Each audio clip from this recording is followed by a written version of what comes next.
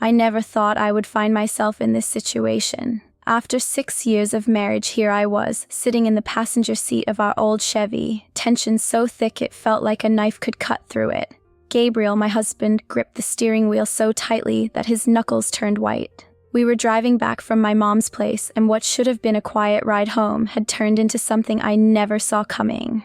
The sun was setting, painting the sky in beautiful shades of orange and pink. It would have been stunning if I weren't so focused on the storm brewing inside the car. I could feel it coming, like that moment just before a thunderclap when the air goes still and you know something big is about to happen. Enough of this back and forth, Maria. Gabriel suddenly barked, breaking the silence that had stretched between us since we left my mom's. Either you sign the house over to me or our relationship ends here and now. I felt as if I had been punched in the gut. The house he was referring to wasn't just any property, it was my grandparents' old villa overlooking the sea in Santa Barbara. My mom had left it to me in her will, and it was more than just bricks and mortar. It was memories, family, and home. Gabriel had been pestering me for months to put it in his name, claiming it was just for tax reasons. But I wasn't stupid. I had started to suspect his real intentions the day he began spending late nights at the office and dodging my questions about our finances. My refusal to pass my legacy to him wasn't just about the house anymore. It was about principles, respect, and trust. Sitting in that car, I realized just how little of those things remained between us. I turned to look at him, trying to see any trace of the man I had fallen in love with. His jaw was set, his eyes fixed on the road ahead. In that moment, I made a decision. Never, I said, my voice steadier than I felt. The car screeched to a halt so suddenly that I was thrown forward, the seatbelt digging into my chest. We were on an abandoned stretch of the Pacific Coast Highway, the ocean a distant glimmer in the fading light. Before I could catch my breath, Gabriel was out of the car, stomping around to my side. He yanked open the passenger door. "Get out," he yelled, his face contorted with anger. "You think you're smarter than me? Figure out your way home." I sat there frozen, unable to believe what was happening. Was this really the man I had shared my life with for the past 6 years? The man who had promised to love and cherish me? In that moment, it was like I was seeing him for the first time, and I didn't recognize him at all. Somehow I managed to unbuckle my seatbelt and step out of the car. My legs felt wobbly as if they might give out at any moment, but I was determined not to let him see me cry. I wouldn't give him that satisfaction. As soon as my feet hit the asphalt, Gabriel slammed the car door shut, got in, and roared off into the distance, leaving me alone in the gathering darkness. I stood there, watching the taillights of our car disappear around a bend in the road. The enormity of what had just happened began to sink in. My husband had just abandoned me on the side of the highway, over a house, over money, over control. The sun had fully set now, and the temperature was dropping fast. I wrapped my arms around myself, suddenly aware of how exposed I was out here. The Pacific Coast Highway could be dangerous at night, especially for a woman alone. I needed to start moving, to find help, to get home. But for a moment, I just stood there, letting the sound of the distant waves wash over me. As I started walking, my mind raced with thoughts and memories. I thought about the day Gabriel and I met at a friend's barbecue in Malibu. He had been so charming and attentive. We had stayed up all night talking, watching the sunrise over the ocean. I remembered our wedding day, how happy and in love we had been. When had things started to go wrong? When had the man I loved turned into this stranger who could leave me stranded on the side of the road? The first car that passed me didn't stop. Neither did the second or the third. I kept walking, my heels clicking against the asphalt, the sound echoing in the quiet night. Each step felt like a step away from my old life and toward an uncertain future, but I knew I couldn't go back to the way things were. As I walked, I thought about my mom. She had never really warmed up to Gabriel, always saying there was something about him she didn't trust. I had dismissed her concerns, chalking it up to her being overprotective. Now, I wished more than anything that I could talk to her, that I could ask for her advice. But she was gone, and all I had left of her was the house Gabriel was so desperate to get his hands on. I don't know how long I had been walking when I heard the sound of a car slowing down behind me. My heart started racing. Was it Gabriel coming back for me? Had he realized what he'd done and come to apologize? Or was it someone else? Someone who might mean me harm? I turned around slowly, shielding my eyes from the glare of the headlights. The car came to a stop beside me, and the passenger window rolled down.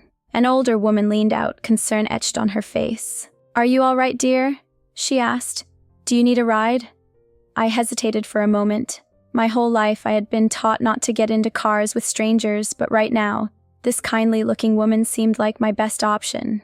I nodded, relief washing over me. "Yes, please, if you could just take me to the nearest town, I'd be so grateful." The woman smiled and unlocked the doors. As I climbed in, I noticed a man in the driver's seat, probably her husband. They introduced themselves as Linda and Bob, a retired couple from San Luis Obispo who were on their way back from visiting their grandkids in LA. "What on earth happened to you?" Linda asked as we pulled back onto the highway. "It's not safe for a young woman to be out here alone at night." I didn't know how to explain what had happened without breaking down in tears, so I gave them a simplified version, saying I had a fight with my husband, and he had driven off without me. Linda reached over and patted my hand, her touch comforting. "Men can be such idiots sometimes," she said, shooting a playful glare at her husband. Bob just chuckled and kept his eyes on the road. As we drove, Linda kept up a steady stream of chatter, telling me about her grandkids and her garden back home. Anything to keep my mind off what had happened. I was grateful for the distraction. It gave me time to think and start formulating a plan. By the time we reached Santa Barbara, I knew what I had to do. I couldn't go back to the house I shared with Gabriel, not tonight. Instead, I gave Linda and Bob the address of my friend Elena. They insisted on waiting until I was safely inside before driving off, waving goodbye like they were my own grandparents seeing me off. Elena was shocked when she opened the door and saw me standing there. One look at my face, and she knew something was terribly wrong. She ushered me inside, sat me down on her couch, and poured me a large glass of wine before I told her everything. As I recounted the events of the evening, Elena's expression changed from shock to anger to determination. When I finished, she got up without a word and disappeared into her spare room. She came back with an armful of blankets and pillows. "You're staying here tonight," she said, her tone leaving no room for argument. "And tomorrow. We're going to figure this out together." I felt a lump form in my throat at her kindness. For the first time since Gabriel had driven away, I let myself cry. Elena held me as I sobbed, stroking my hair and murmuring words of comfort. That night, as I lay in Elena's guest room unable to sleep, I made a promise to myself. I wouldn't let Gabriel's betrayal define me. I wouldn't let him take my grandparents' house, my heritage, my self-respect. Tomorrow would be a new day, and I would face it head-on. Whatever happened next, I knew one thing for certain. I wasn't going to be a victim anymore. As the first light of dawn began to creep through the curtains, I finally drifted off to sleep, my mind filled with plans and possibilities. The road ahead might be long and difficult, but I was ready to walk it on my own terms this time. I woke up the next morning in Elena's guest room, momentarily disoriented. For a split second, I forgot where I was and why I was there. Then it all came rushing back. Gabriel's ultimatum, being left on the side of the road, the kind couple who had given me a ride. I sat up, my head pounding, feeling like I had been hit by a truck. Elena was already up, the smell of coffee wafting through the apartment. I dragged myself out of bed and into the kitchen, where she was busy making breakfast. "Morning, sunshine," she said, sliding a mug of coffee across the counter to me. "How are you feeling?" I took a sip of the coffee, letting the warmth and caffeine work their magic. "Like my whole life just exploded," I replied honestly. Elena nodded sympathetically. "I bet. But listen, Maria, we're going to figure this out. You're not alone in this." As we ate breakfast, we started to form a plan. The first order of business was to go back to the house and see what was going on there. I was dreading it, but I knew I had to face it sooner or later. We drove over in Elena's car, my stomach in knots the whole way. As we turned onto my street, I half expected to see Gabriel's car in the driveway, but it wasn't there. In fact, the house looked eerily quiet.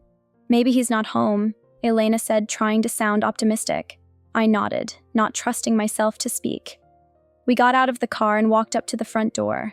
I fumbled with my keys, my hands shaking slightly. When I finally got the door open, I wasn't prepared for what I saw. The house was completely empty, every piece of furniture, every photo frame, every memory of the home I had fought so hard to preserve, gone. I stood in the doorway, unable to move, unable to process what I was seeing. Elena pushed past me, her face a mixture of shock and anger. "What the hell?" she exclaimed, walking from room to room. "Maria, everything's gone." I finally found my voice. "He must have been planning this for weeks," I said, the realization hitting me like a punch to the gut. He waited for me to be out, hired movers, and stripped the house bare. Elena came back to the living room, her face flushed with anger. This isn't just wrong, Maria, it's illegal. He can't just take everything like this. I nodded, a strange calm settling over me. The shock was wearing off, replaced by a smoldering anger. You're right, I said.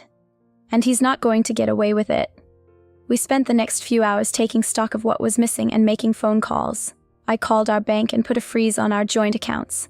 Elena helped me contact a lawyer who specialized in divorce cases. By the end of the day, I felt like I had run a marathon, but at least I had a plan.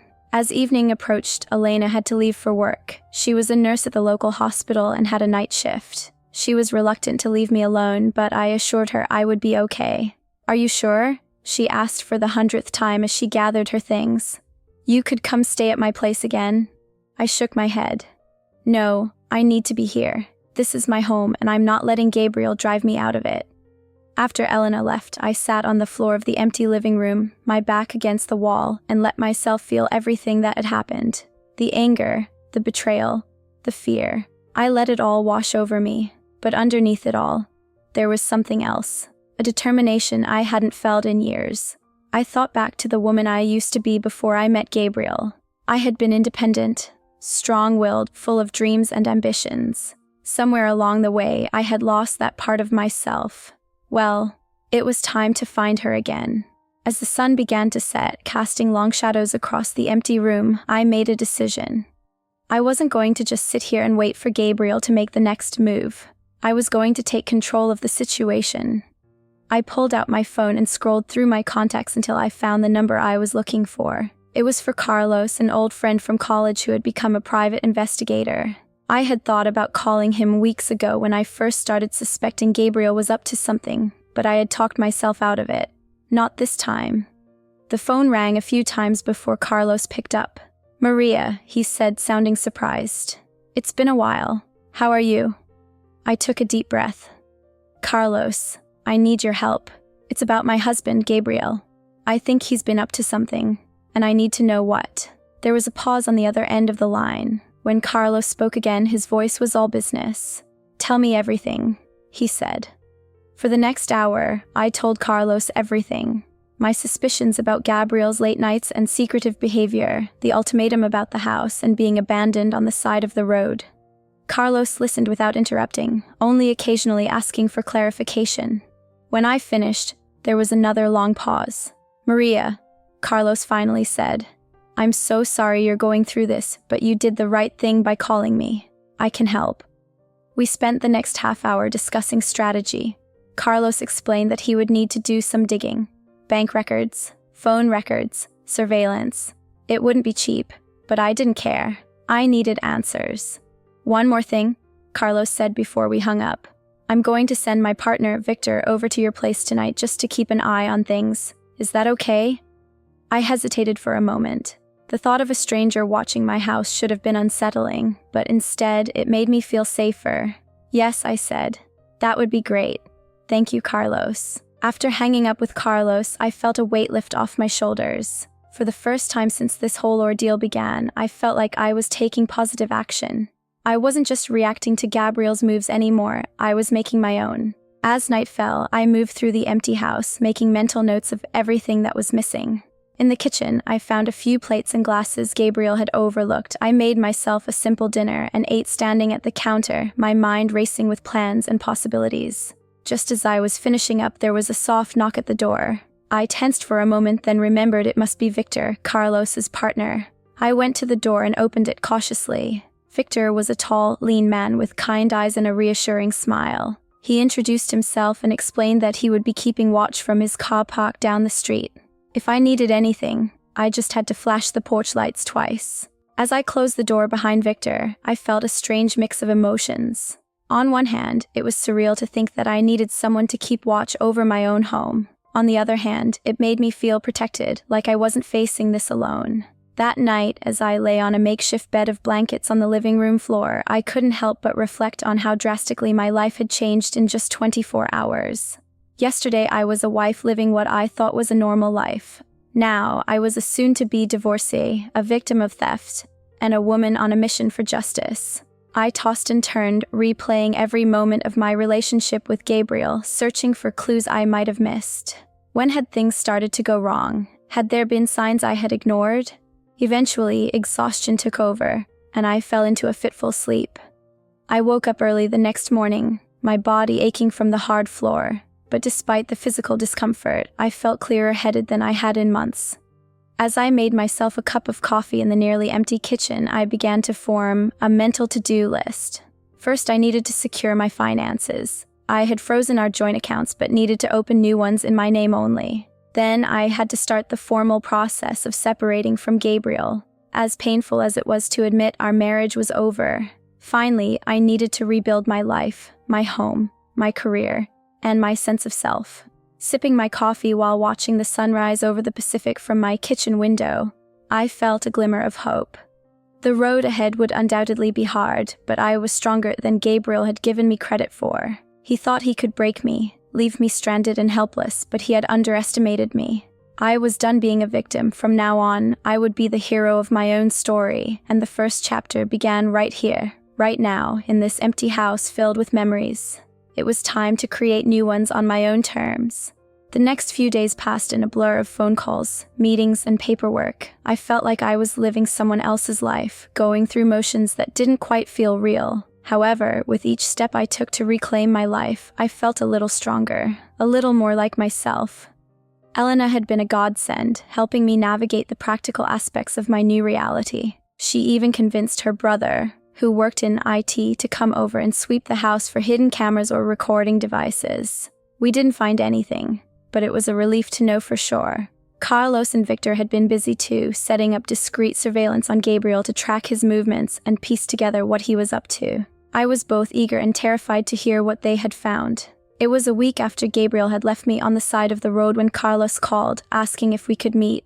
"I have some information," he said, his voice carefully neutral. "I think you should hear it in person." We arranged to meet at a small cafe in downtown Santa Barbara, a place I used to love for its amazing pastries and quiet atmosphere. As I walked in, the familiar smell of coffee and freshly baked bread hit me, bringing back memories of lazy Sunday mornings with Gabriel. I pushed those thoughts away and scanned the room for Carlos. He was sitting in a corner booth with a manila folder on the table in front of him. As I slid into the seat across from him, I noticed the tension etched around his eyes. Whatever he had to tell me wasn't good news. "Maria," he said gently, "before we start, I want you to know that what I'm about to tell you is not easy to hear. But knowledge is power, and you need to know what we've uncovered." I took a deep breath, steeling myself. "I'm ready," I said. "Tell me everything." Carlos opened the folder and started laying out documents on the table: bank statements, property records, photographs. As he explained each piece of evidence, I felt my world tilting once again. Gabriel had been living a double life for years. He had siphoned money from our joint accounts into a private fund under a fake name. He had made secret trips to meet with another woman. Carlos showed me surveillance photos of them together, looking intimate and happy. Perhaps most shocking of all, he had been planning to sell my grandparents' villa without my knowledge or consent.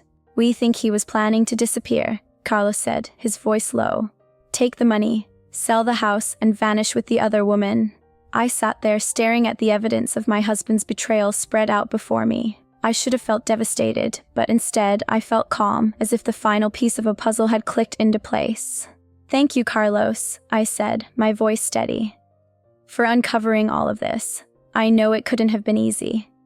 Carlos looked at me, concern evident in his eyes. "Are you okay, Maria?"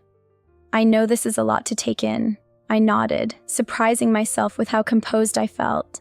"I'm okay. Actually, I'm better than okay. For the first time in a long time, I feel like I can see things clearly." We spent the next hour discussing our next steps. Carlos had enough evidence to not only ensure I kept the villa, but also to potentially press charges against Gabriel for financial fraud. It was a lot to consider, and I told Carlos I needed time to think about how I wanted to proceed. As I left the cafe, I felt a weight lift off my shoulders. Yes, my marriage was over. Yes, the man I thought I knew had turned out to be a stranger. But now I knew the truth, and that knowledge was power. I decided to walk home, needing time to clear my head and process everything I had learned. The streets of Santa Barbara were bustling with life, tourists snapping photos, Locals going about their day, surfers heading to the beach with boards under their arms. Life was continuing all around me, and I realized that mine would too. As I approached my street, I saw a familiar car parked in front of my house. My heart skipped a beat. It was Gabriel's car. For a moment, I considered turning around and calling Carlos or Elena for backup, but then I squared my shoulders.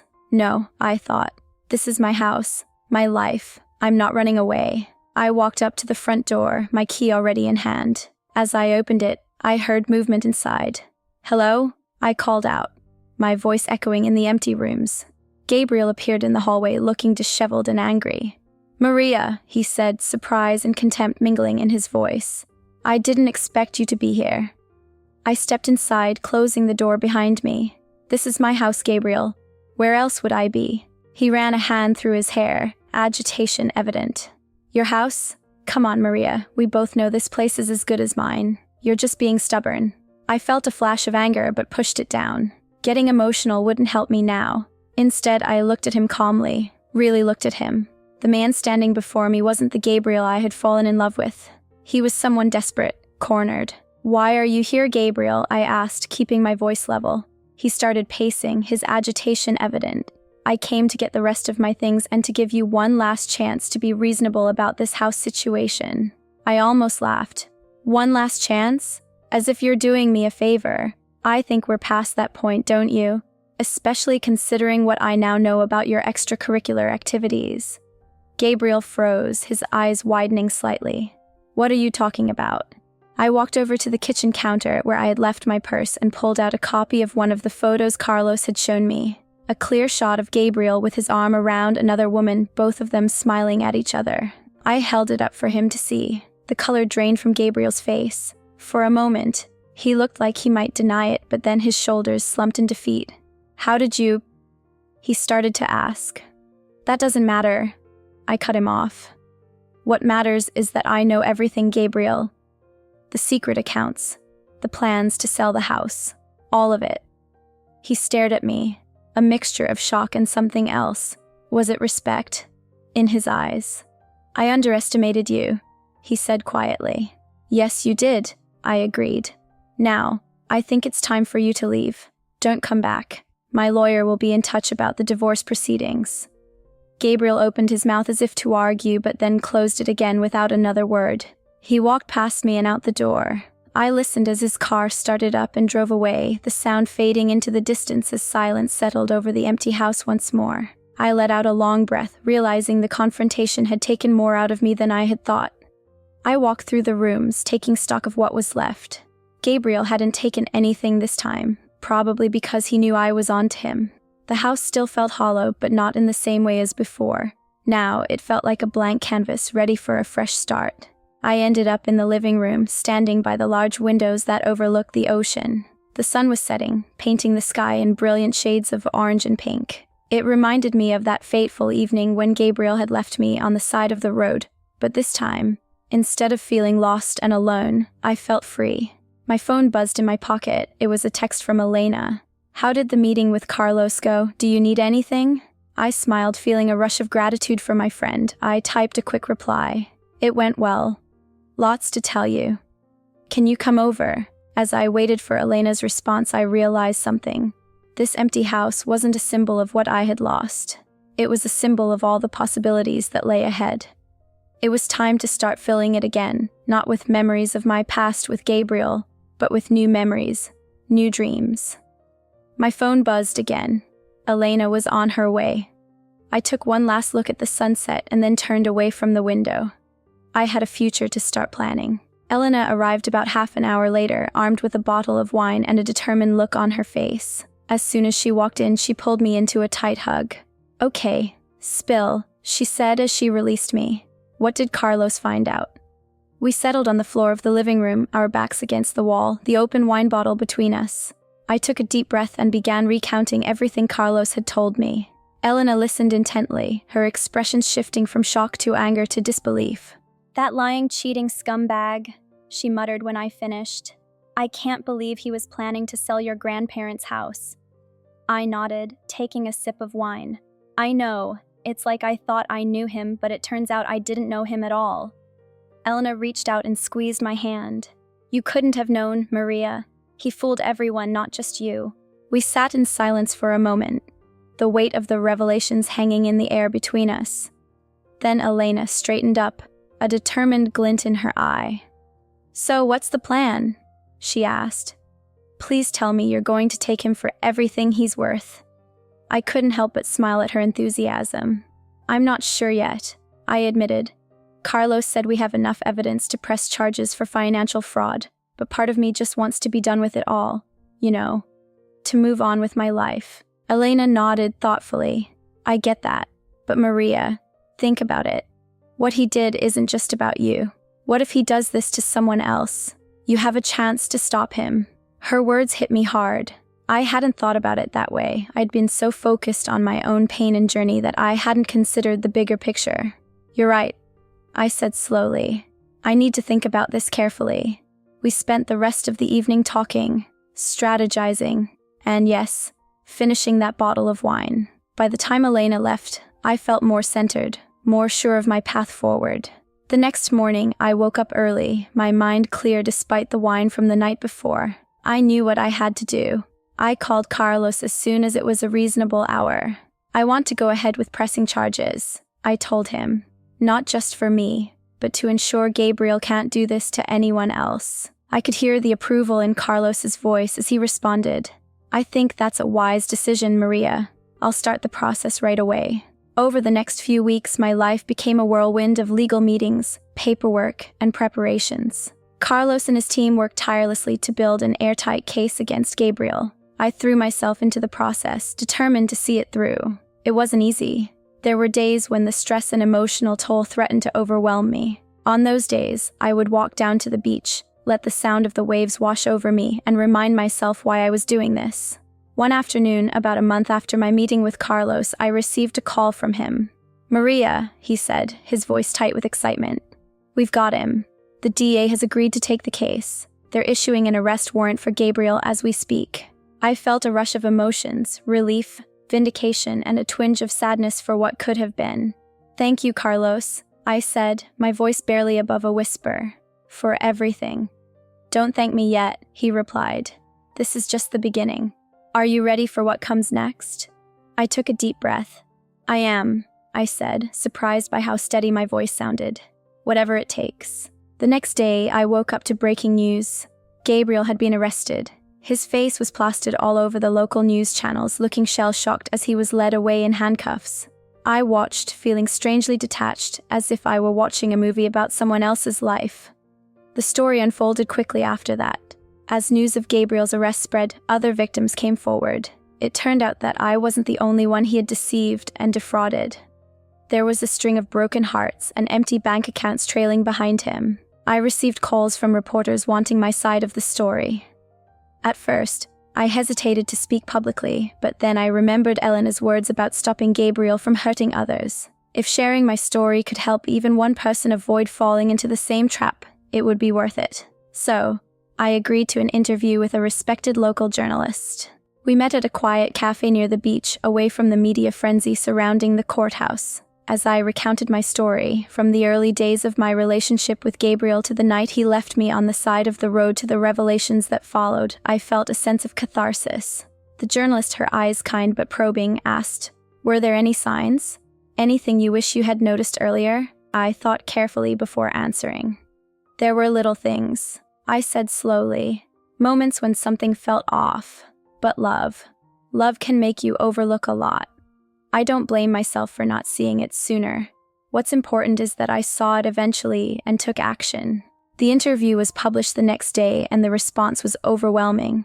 I received messages from people all over Santa Barbara and beyond, sharing their own stories of deception and fraud and thanking me for speaking out. It was a lot to process, and I found myself retreating to the empty rooms of my house, seeking solitude to make sense of everything that was happening. The house that had once felt like a prison of memories now felt like a sanctuary. One evening, as I sat on the floor of what used to be our bedroom, surrounded by the echoes of my past life, I had an epiphany. This house, this shell that Gabriel had tried to take from me, could be more than just my home. It could be a fresh start not just for me, but for others who had been through similar ordeals. The idea took root and grew. What if I turned this house into safe haven, a place where people who had been victims of fraud or deception could come to heal, learn, and rebuild their lives? Excited by the possibility, I called Elena to share my idea. She listened quietly as I explained my vision, my words tumbling out in a rush. "Maria," she said when I finally paused for breath, "that's amazing. But are you sure? This is a big undertaking." I looked around the empty room, seeing not what was missing but what could be. "I'm sure," I said. "This feels right, like this is what I meant to do." Elena was quiet for a moment, then said, "Okay, if this is what you want, I'm with you. Where do we start?" That night, as I lay in bed unable to sleep from the excitement of my new plan, I thought about how far I'd come. From the woman left stranded on the side of the road, broken and betrayed, to someone ready to turn her pain into purpose. The road ahead wouldn't be easy. The legal proceedings against Gabriel were just beginning, and transforming the house would take time and resources. But for the first time in a long time, I felt truly alive, truly myself. As I drifted off to sleep, I made a silent promise to myself and to all those who had been deceived and betrayed. We would rise, we would rebuild, and we would be stronger than ever. The empty house would no longer be empty. It would be filled with hope, healing, and new beginnings. So would I. The weeks following my decision to transform the house into a safe haven were a whirlwind of activity. Elena, true to her word, threw herself into helping me bring my vision to life. We spent countless hours researching similar programs, drafting plans, and reaching out to potential partners and supporters. One sunny Saturday morning, as we sat at my kitchen counter surrounded by notebooks and laptops, Elena looked up at me with a mischievous glint in her eye. "You know," she said, "we should really give this place a name, something meaningful." I paused, considering her words. "You're right," I agreed. "But what?" We bounced ideas back and forth for a while, but nothing felt quite right. Then, as I was refilling our coffee cups, it hit me. "Phoenix House," I said softly. Elena raised an eyebrow. "Phoenix House?" I nodded, feeling more certain with each passing second. Yes, like the phoenix rising from the ashes, it's about rebirth, creating something beautiful and strong from destruction. A slow smile spread across Elena's face. "Phoenix House," she repeated. "I love it." With a name in place, our project felt more real than ever.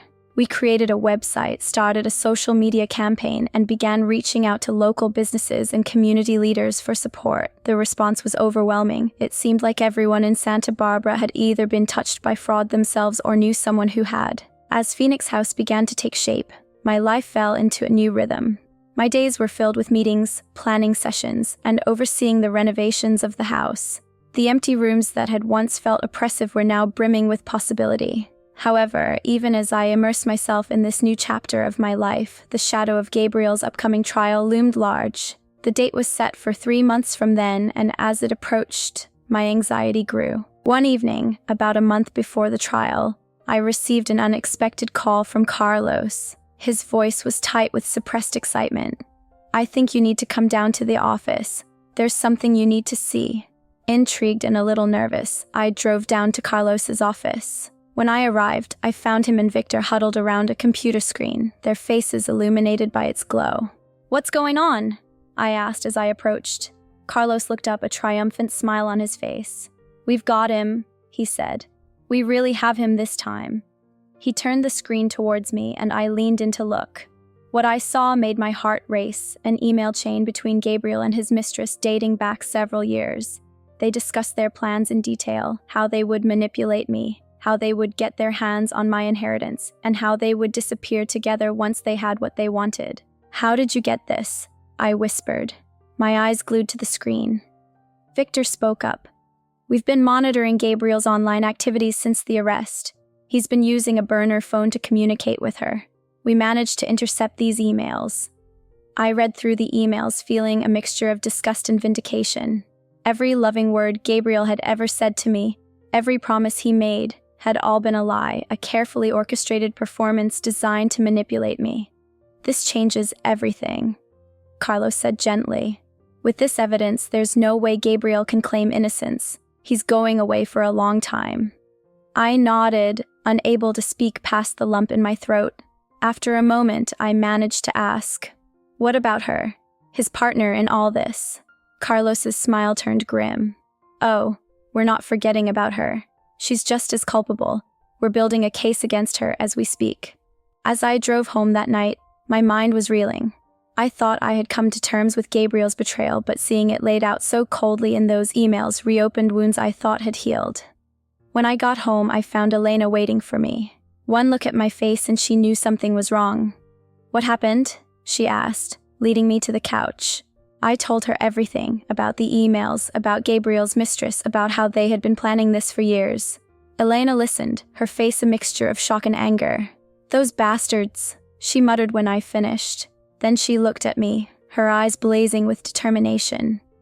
But you know what? This is good. This is exactly what we needed to nail them to the wall. I nodded, feeling a surge of resolve. You're right. It's time to turn the tables on them once and for all. The next few weeks were a blur of legal meetings and preparations. Carlos and his team worked tirelessly to build an ironclad case against both Gabriel and his mistress. I was called in for depositions and asked to recount every detail of my life with Gabriel. It was exhausting and emotionally draining, but I drew strength from the progress we were making with Phoenix House. Every time I felt overwhelmed by the legal proceedings, I threw myself into work on the house. Slowly but surely, it transformed from an empty shell into a warm, welcoming space. Finally, the day of the trial arrived. I woke up early, my stomach in knots. As I got dressed, I caught sight of myself in the mirror. The woman staring back at me was a far cry from the broken, betrayed wife I had been just a few months ago. This woman was strong, determined, and ready to face whatever came her way. Elena picked me up and we drove to the courthouse together. The place was swarming with reporters. Gabriel's case had become somewhat of a sensation in Santa Barbara. As we pushed our way through the crowd, I heard my name being called out and saw camera flashes going off around me. Inside, the courtroom was packed. I took my seat next to Carlos, my heart racing. Then there he was, Gabriel, being led in by guards. Our eyes met for a brief moment, and I saw a flicker of something in his gaze. Fear, perhaps, or regret. Whatever it was, it vanished in an instant, replaced by the smooth, charming mask I had come to recognize as his true face. The trial began, and I listened as the prosecution laid out their case. They presented financial records showing Gabriel's fraud, testimonies from other victims he had conned over the years, and finally, the emails between him and his mistress. As the emails were read aloud, I watched Gabriel's facade crumble. He slumped in his seat, his face pale. His lawyer attempted to object, claiming the emails were obtained illegally, but the judge overruled him. The evidence was damning and irrefutable. When it was my turn to testify, I took a deep breath and stepped up to the witness stand. As I recounted my story, our marriage, his manipulation, the night he left me on the side of the road, I felt a sense of power I had never experienced before. I wasn't a victim anymore. I was a survivor, and my words would ensure that Gabriel could never hurt anyone else again. The trial lasted for days, but in the end, the verdict was swift and unanimous. Guilty on all counts. As the judge read out Gabriel's sentence, 15 years in prison plus restitution to all his victims, I felt a weight lift off my shoulders. Outside the courthouse, surrounded by reporters clamoring for a statement, I finally spoke. Today, justice was served. I said, my voice steady. But this isn't just about me. It's about every person who's ever been deceived, manipulated, or taken advantage of. Today is the day we say, no more. As the cameras flashed around me, I continued. And to anyone out there who's been through something similar, I want you to know you're not alone. There's help, there's hope, and there's a future waiting for you. At Phoenix House, we're here to help you rise from the ashes and rebuild your life. With that, I turned and walked away, Elena by my side. As we drove home, I felt a sense of peace wash over me. The chapter of my life with Gabriel was finally over, but a new chapter filled with purpose, hope, and the promise of helping others was just beginning. I was ready for it, ready for whatever came next. In the weeks following Gabriel's trial, I found myself in a strange state of limbo. For so long, my life had been defined by my marriage, then by its dramatic end and the ensuing legal battle. Now that it was all over, I felt both liberated and a little lost. The media frenzy around the case gradually died down, but I still found myself being recognized on the streets of Santa Barbara. People would approach me in the grocery store or at the beach, sharing their own stories of deception and fraud. Each encounter reinforced my commitment to Phoenix House and the work we were doing. One sunny morning, about a month after the trial, I stood on the balcony of my villa, looking out over the Pacific. The view that had once been a source of contention between Gabriel and me now filled me with peace. I took a deep breath of the salty air, feeling truly at home for the first time in years. My phone buzzed with a text from Elena. "Big day today. Are you ready?" I smiled, excitement bubbling up inside me. Today was the day we were officially opening Phoenix House to its first residents. After months of hard work, planning, and renovations, we were finally ready to start helping people rebuild their lives. I arrived at Phoenix House early, wanting to make sure everything was perfect. The old villa had been transformed. The empty rooms that had once echoed with the ghosts of my failed marriage were now filled with comfortable furniture, cheerful artwork, and an atmosphere of hope. Elena was already there, directing a small army of volunteers as they put the finishing touches on everything. She beamed when she saw me. "There's our fearless leader," she called out. "Come on, there's someone I want you to meet." She led me to the kitchen, where a young woman was arranging flowers in vases. "Maria, this is Sophia. She's going to be our first resident." Sophia turned a shy smile towards me. She couldn't have been more than 25, but there was a weariness in her eyes that spoke of hardships beyond her years. "It's nice to meet you, Maria," she said softly. "I can't thank you enough for this opportunity." I took her hands in mine, feeling a surge of protectiveness. "You're so welcome, Sophia. We're here to help in any way we can." As the morning progressed, more residents arrived.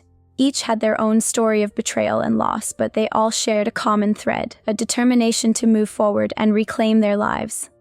Watching them settle in and seeing the tentative friendships form gave me a sense of purpose stronger than anything I had experienced before. The official opening ceremony was a small, intimate affair. We invited some local officials and community leaders, as well as the reporters who had covered my story from the beginning. As I stood up to give my speech, I looked out over the gathered crowd and felt a wave of gratitude wash over me. "Welcome to Phoenix House," I began. "This place is more than just a building. It's a promise. A promise that no matter how dark things seem, there's always hope.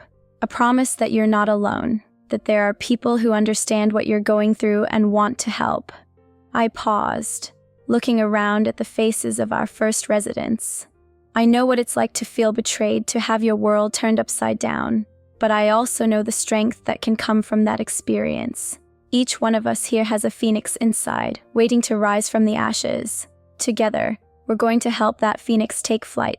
The rest of the day passed in a blur of introductions, tours, and heartfelt conversations. By the time the last guest left and the residents retired to their rooms, I was exhausted but exhilarated.